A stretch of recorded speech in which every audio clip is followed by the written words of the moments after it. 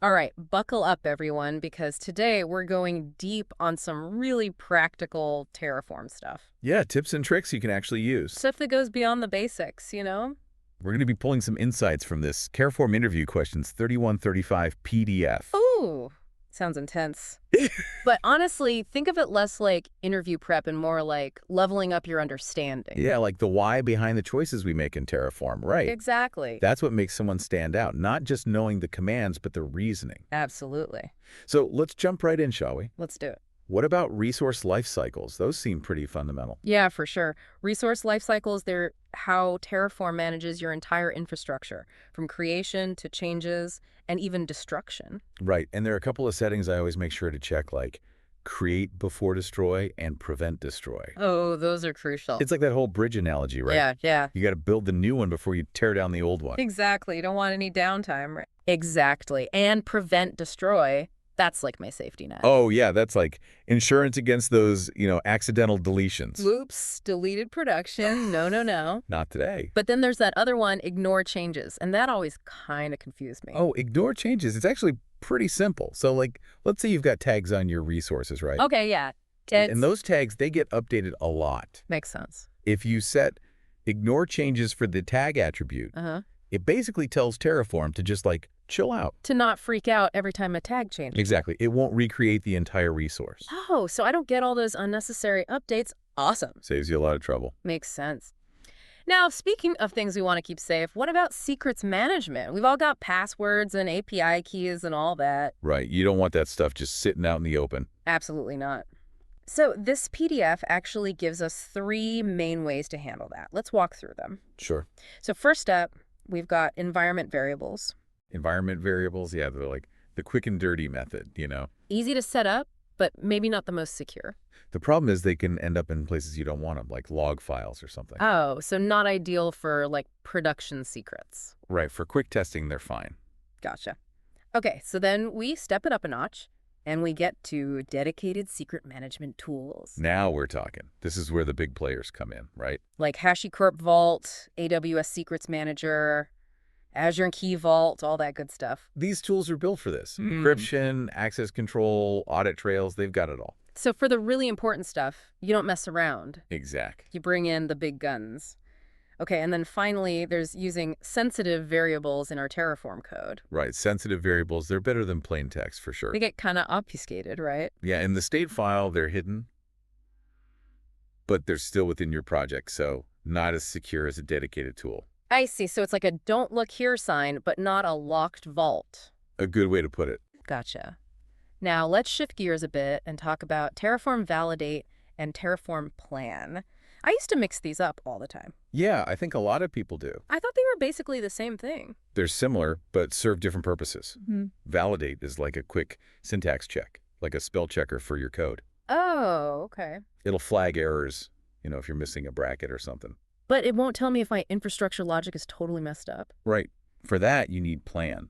Plan actually simulates what would happen. Oh, so it's like a test run? Exactly. You see a preview of the changes before you actually apply them. That's where you catch those, wait, did I just delete that entire server moment? Exactly.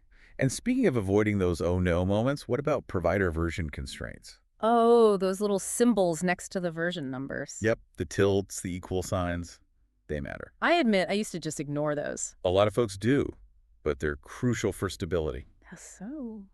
Well, provider versions change, and sometimes those changes can break things. Ah, so it's like one day my code works, the next day, boom, everything's broken because a provider updated. Exactly. So using version constraints helps you control that. Pinning to an exact version with the equal sign means I need this version, no substitutions. Okay, so for like mission-critical production environments, you want to lock it down. Exactly.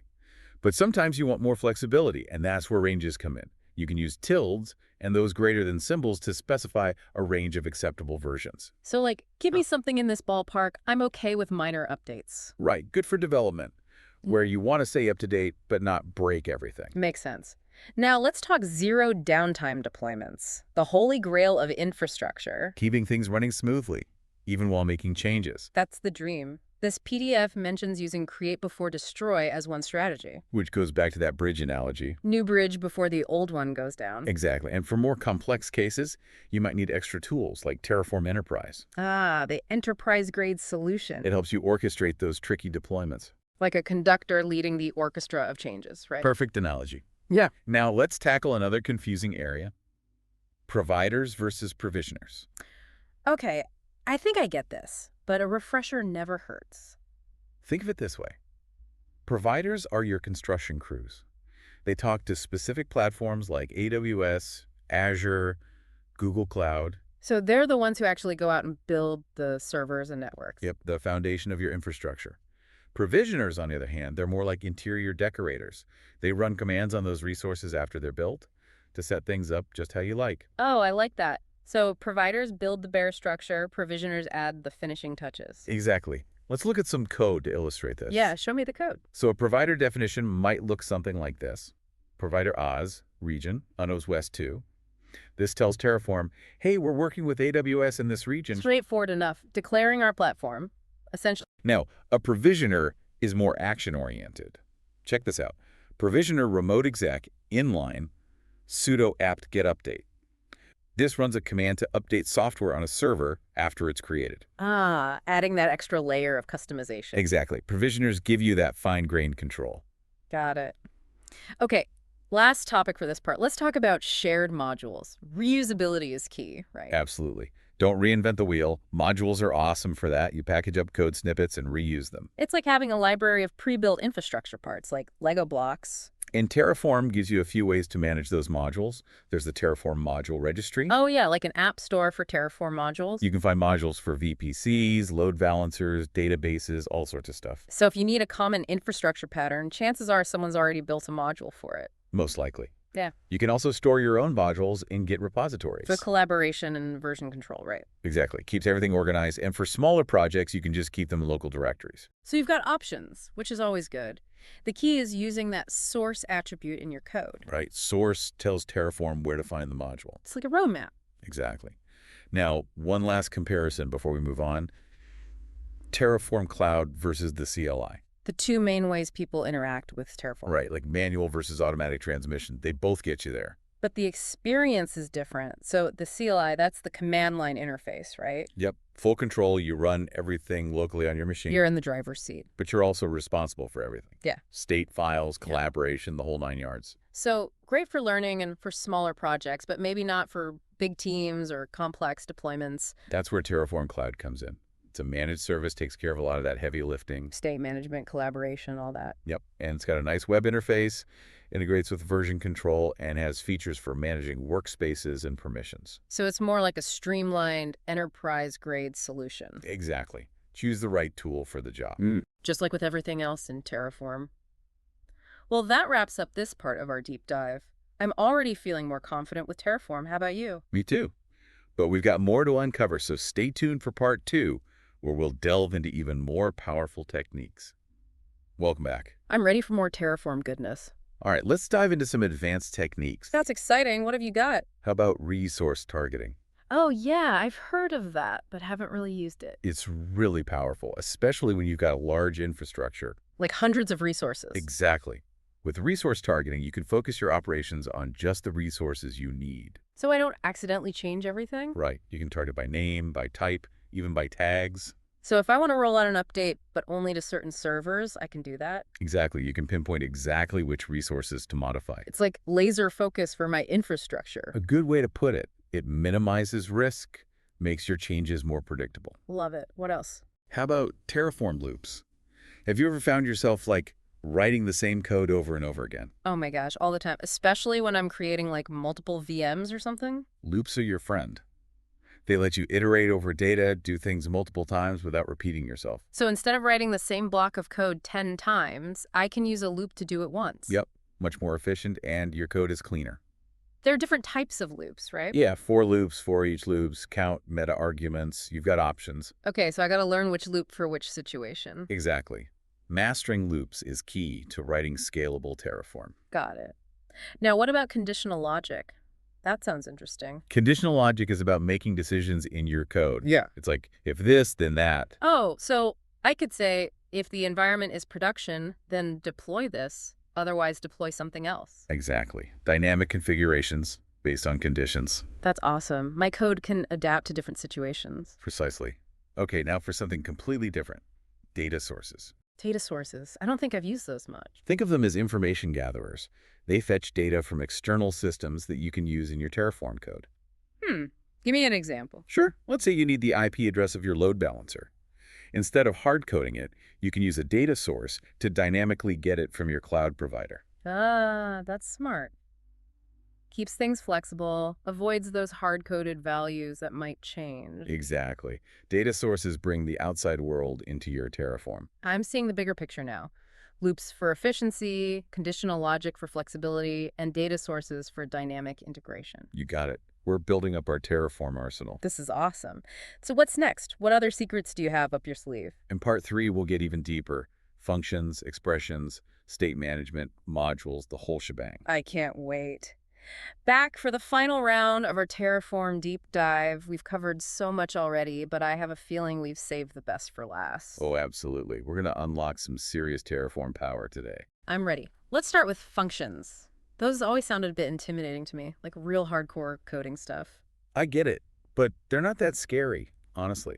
Really? Yeah, think of them like built-in tools for working with data in your code. Okay. Like you can format strings, convert data types, do math, all sorts of stuff. So they're like shortcuts for common tasks. Yeah, exactly.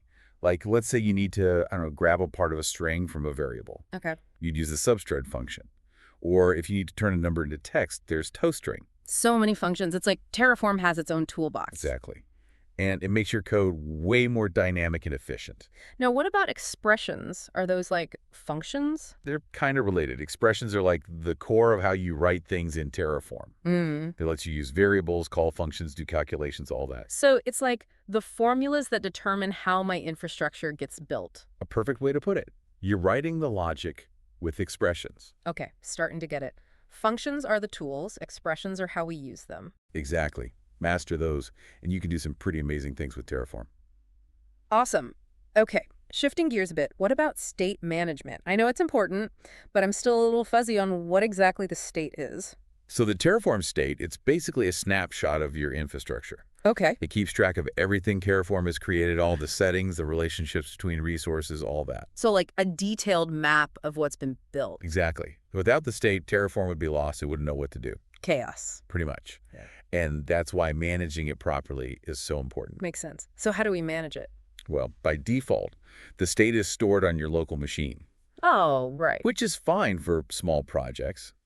But for teams or production, you really want a remote backend. Ah, remote backends. Yeah, we talked about those briefly before. Yeah. Basically, you store the state in a centralized location like Amazon S3 or something. Like a shared drive for our Terraform estate. Exactly. Everyone on the team can access it. You get locking, versioning, all those good features. So much safer and more organized. Good. Now, while we're on the topic of state management, we got to talk about Terraform workspaces. Oh, yeah, workspaces. I haven't used those much either. They're super useful for managing different versions of your infrastructure or deploying to different environments. Like I could have a development workspace, a staging workspace, and a production workspace? Exactly.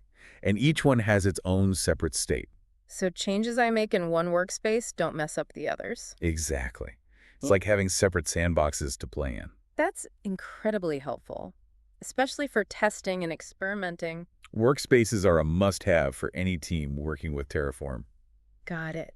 Now back to modules. We touched on those earlier, but I'd love to dig in a little deeper. Modules are awesome for reusability, right? Yeah, the Lego blocks of infrastructure. You encapsulate code, organize it, and reuse it across your projects. So if I need to build the same VPC multiple times, I don't have to keep writing the same code. Exactly. Create a module once, use it everywhere. And there's that whole Terraform module registry too, right? Yeah. It's like a giant library of pre-built modules for all sorts of common infrastructure components. So much easier than starting from scratch every time. Absolutely. Modules really take Terraform to the next level. Now, finally, let's wrap things up by revisiting Terraform Cloud versus the CLI. Right, the two ways to interact with Terraform. So the CLI is the command line, Yeah. right? You run everything locally. Total control, but you manage everything yourself. Exactly. Great for learning, good for small projects. But for larger teams or complex deployments, Terraform Cloud is often a better choice. Because it's a managed service, takes care of all that back-end stuff. Right, state management, collaboration, remote operations, it handles it all. And it comes with a web interface, integrations with version control, all those bells and whistles. So it's really about picking the right tool for the job based on your needs. Exactly. No right or wrong answer, just different approaches. Well, this deep dive has been amazing. I feel like I've gone from Terraform newbie to, well, maybe not expert, but definitely more confident. That's what we like to hear. The key is to keep learning and experimenting. There's always something new to discover with Terraform. Absolutely. Thanks for guiding me through this. It's been incredibly insightful. My pleasure. Now go out there and build some awesome infrastructure. That's a wrap on our Terraform deep dive. We hope you've enjoyed this exploration of tips and tricks, and that you're feeling more confident with Terraform than ever before. Keep experimenting, keep building, and keep pushing the boundaries of what's possible with infrastructure as code. Until next time, happy terraforming.